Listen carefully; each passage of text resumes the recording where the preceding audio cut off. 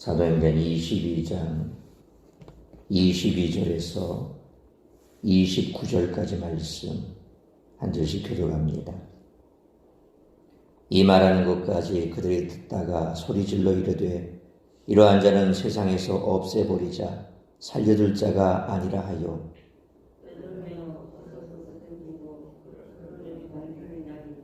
전부장이 바울을 영내로 데려가라 명하고 그들이 무슨 일로 그에 대하여 떠드는지 알고자 하여 채찍질하며 신문하라 한대.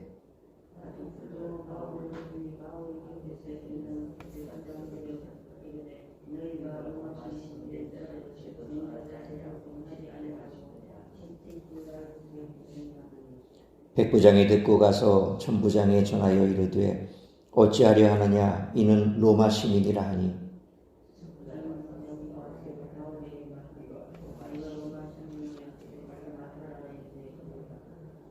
천부장이 대답하되 나는 돈을 많이 들여 이 시민권을 얻었노라. 바울이 이르되 나는 나면서부터라 하니 신문하려던 사람들이 곧 그에게서 물러가고 천부장도 그가 로마 시민인 줄 알고 또 그 결박한 것 때문에 두려워하니라. 아멘. 바울에 대한 청중의 분노가 폭발하고 고함, 옷을 흔들고 먼지를 공중으로 날리는 등 소요 징후가 나타났습니다. 이에 천부장은 일단 소요가 일어나지 않도록 막고 바울을 고문해 사태의 원인을 파악하고자 합니다. 여기서 바울의 다른 신분이 드러납니다. 이와 같은 오늘 본문은 정반대의 의지가 서로 만나는 장면을 보여줍니다. 첫째는 복음에 대한 유대인들의 적이입니다. 바울의 연설을 들은 유대인들은 자신들 앞에 있는 사람보다 유대교에 더 이상 충성스러운 사람을 찾을 수 없다는 것을 인식했습니다. 그에게 위임된 사역이 하늘로부터 왔다는 것을 반박할 수 없음을 알게 되었던 것이죠. 그런데 자기 백성이 메시아의 증거를 받지 않으리라고 말하는 메시아, 그래서 멀리 이방인에게 자기 사도를 보내는 메시아에 관해 듣고는 분노합니다. 이 분노는 근본적으로 유대인 중심주의입니다. 이 사상은 시간이 흐를수록 시야가 좁아져 후에는 말꼬리 하나 어긋나도 유대인과 유대교 체계 곧 율법, 할례, 안식일, 음식법 등에 대한 공격으로 간주했습니다. 복음에 대한 유대인들의 이 적이는 오늘날도 신앙의 한 항목인 새벽기도, 은사, 특정 신학 등을 절대시하는 신자들에게 동일한 모습으로 나타납니다. 우리에게도 이와 같은 모습은 없는지 항상 돌아보고 경계해야 할 줄로 믿습니다.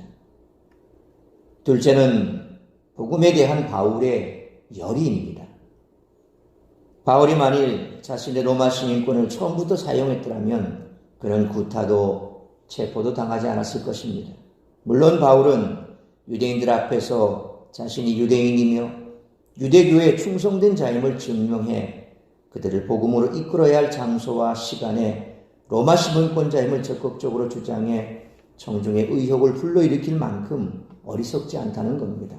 그러니까 처음 연설할 때 그는 유대인임을 강조했던 거죠. 그런데 만약 자기가 로마 시민권을 가지고 있는 자라 처음부터 말을 했더라면 아마 사람들은 귀를 막고 말을 들으려 하지 않았을 것입니다. 그랬기 때문에 바울은 그것을 잘 알았기에 소요가 일어났음에도 불구하고 그는 끝까지 유대인임을 주장하고 그리고 그 이후에 그가 말하고자 했던 예수 그리스도 그분의 부활에 대해서 얘기를 하고 있었던 겁니다. 그렇게 얘기를 계속해서 끌고 가자 이제 예수께서 성전에서 자신을 만나 그 메시아 되신 예수께서 이방인에게로 가서 복음을 전하라 라고 하는 그 대목에 가자 사람들은 이제 더 이상 듣기를 거부했던 거죠. 빌립보의 시장에 끌려갔을 때 그와 실라는 자신들의 로마 시민권을 쓰지 않았습니다. 여기서도 바울은 항의하지 않습니다. 이 행동은 분명 비로마 시민권자의 행동이며 그리스도인의 행동입니다. 바울이 왜 이렇게 행동했을까요? 복음을 전하기 위해 자신의 권리를 다 쓰지 않는 원리는 여기에서도 작동되고 있음을 우리는 볼 수 있습니다. 복음에 대한 바울의 이 열의는 오늘날에도 십자가와 그리스도를 절대시하는 신자에게 동일한 모습으로 나타나고 있습니다. 우리 또한 이러한 모습을 본받아야 할 줄로 믿습니다. 세상을 보면 특정 프레임에 갇히면 그것으로 세상을 바라보고 해석을 하게 되어 있습니다. 소위 색안경을 끼고 바라보면 그 색안경의 색깔로 모든 것을 다 세상이 나타나게 되어 있죠. 빨간색 안경을 끼면 빨갛게 보이고 파란색 안경을 끼면 파랗게 보이는 것이 바로 원리입니다. 유대인들은 율법주의와 유대주의라는 편견에 빠졌습니다. 이로 인해 이들은 복음마저 거부했습니다. 그들은 자신들의 프레임 속에 갇혀 진리를 부정한 것입니다. 또한 잘못된 프레임에 빠진 다수가 진리도 아니라는 것이죠. 성령께서 매일 우리의 어두운 영화를 열어주시기를 우리가 간구해야 되는 이유도 바로 여기에 있습니다. 따라서 이와 같은 오늘 본문의 말씀을 통해 우리들이 깨달아야 할 것은 첫째로 22절로 24절 말씀처럼 다수가 따르는 것이 반드시 진리는 아니라는 것입니다. 22절로 23절 말씀처럼 바울의 변명을 듣고 있던 유대인들은 일제히 소리를 질렀습니다. 더구나 바울의 입에서 나온 이방인이라는 말에 더욱 흥분했습니다. 유대인의 선민의식에서는 받아들이기 어려운 말이었습니다. 이들은 율법주의와 유대주의라는 편견에 사로잡혀 있었기에 이방인들을 향한 하나님의 구원 계획을 그들은 이해할 수가 없었습니다. 이들은 바울을 죽이려고 했습니다. 바울을 통해 역사하신 하나님의 섭리를 믿지 않았습니다. 유대주의와 율법주의를 넘어선 은혜의 하나님의 역사를 도무지 인정하지 않았습니다. 24절 말씀처럼 무리의 소요에 놀란 천부장은 바울을 영내에 가두고 채찍질하라고 명령했습니다. 바울은 고문의 위기에 처했습니다.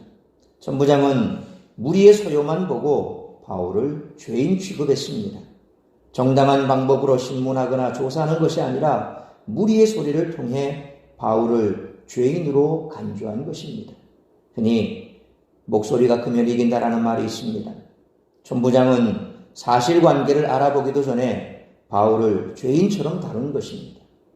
많은 사람들이 따르고 지지한다고 해서 그것이 반드시 진리는 아닙니다. 하나님의 진리는 사람들이 주장하는 다수의 동의와 일치하지 않는다는 것입니다. 마태복음 7장 14절 말씀처럼 오히려 구원으로 인도하는 문은 좁고 찾는 이가 적습니다. 그러므로 비록 세상이 많은 사람이 가는 길을 바른 길로 간주하지만 구원으로 가는 길은 외롭고 좁은 길이기에 다수에 끼지 말고 진리를 쫓아가는 우리 모두가 되시기를 축원합니다. 두 번째로 25절로 29절 말씀처럼 모든 일에는 하나님의 섭리가 있다는 것입니다. 25절 말씀처럼 바울은 천부장에게 자신이 로마 시민권을 가진 자라 밝힙니다. 로마 시민은 유죄 판결을 받기 전에는 고문을 당하지 않습니다. 천부장은 로마 시민들의 권리를 잘 알고 있었습니다. 만약 바울이 로마 시민이라면 천부장이 로마법을 위반한 것이죠. 26절로 27절 말씀처럼 천부장은 자신이 로마 시민이라는 바울의 말에 적법 절차를 신중하게 고민했습니다. 로마는 법에 의해 통치될 정도로 어느 정도 법치주의가 확립되어 있었습니다. 로마 시민권은 아무에게나 주어지는 권리가 아니었습니다. 천부장도 많은 돈을 주고 로마 시민권을 얻었던 것입니다. 그만큼 로마 시민권은 소유할 가치가 있었습니다. 그런데 바울은 28절 말씀처럼 나면서부터 로마 시민권자였습니다. 그의 부모가 어떻게 로마 시민권을 얻게 되었는지 알 수 없지만 로마에 상당한 공헌을 한 것으로 보입니다. 어떤 책에는 사도 바울의 부모가 장막 짓는 그런 기술을 가지고 있었지 않습니까? 그러니까 바울도 그 부모의 가업을 입어서 그대로 장막 짓는 기술을 전수받았을 것이고 그가 그것을 통해서 자비랑 선교도 가능했던 것입니다. 그렇게 볼 때 그의 부모가 가지고 있던 그 장막 짓는 기술, 소위 말하면 요즘 말로 하면 텐트, 그러니까 이 전쟁들이 로마는 계속해서 전쟁을 펼쳐서 대제국을 이루었지 않습니까? 그러니까 로마 군사들이 가서 야영을 하게 되면 필요한 게 뭡니까? 천막인 거죠. 장막입니다. 그 텐트를 만드는 겁니다. 그러니까 그의 부모는 그렇게 전쟁터에 따라다니면서 로마인들에게 필요한 그 텐트를 계속해서 제공해 주었을 것입니다. 그러니까 그런 공로를 인정받아서 이제 정복전쟁에서 승리하고 돌아왔을 때 그에게 로마 정부가 큰 후한 이 소위 말하면 요즘 말로 치면 이 계급도 주고 또 그에게 필요한 또 여러 가지 거기에 따른 보상도 해주고 그러면서 그에게 시민권도 주었을 것으로 추정을 합니다. 그러니까 그런 시민권을 부모가 받았고 그 부모 밑에서 태어났던 사도 바울 역시도 자연스럽게 태어나면서부터 로마 시민권자가 되었다. 이런 얘기도 있습니다. 어쨌거나 사도 바울이 태어나면서부터 로마 시민권자다라고 했을 때 어떻게 그렇게 되었을까에 대해서 성경은 아무 말도 하지 않습니다.